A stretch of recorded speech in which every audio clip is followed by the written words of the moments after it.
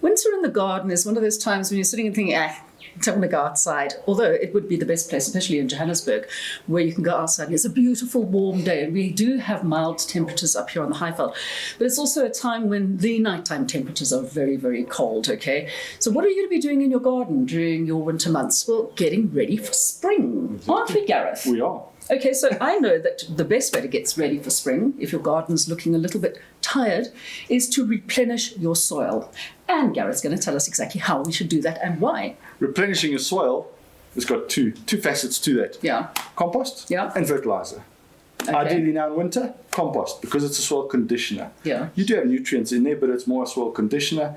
You're trying to get your soil up to that ideal growing phase for your plants. With all the different plants that we plant a lot of exotic plants. So you're just trying to condition your soil to get it ready for all the types of plants you plant.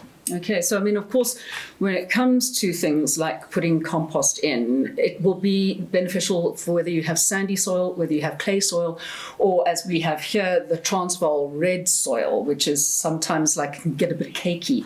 But if you add compost into any of those, it'll be the best thing that you can do for your garden. Yeah, ideally when you're planting your plants, you want to put in as much compost as you can financially afford to. Yeah. The more the better. How much? How was that a case of like how long is a piece of string? Basically, as much as your budget allows, the more the better. I work on, when I do landscaping and stuff, a bag of compost for a 5 or a 10 litre plant at least, because you want to prep your soil ideally when you're planting and not have to try and fix it once you've planted by adding compost afterwards. So don't skimp on it, because of course compost is food for your soil, fertilizers are food for your plants, and plants are food for our souls.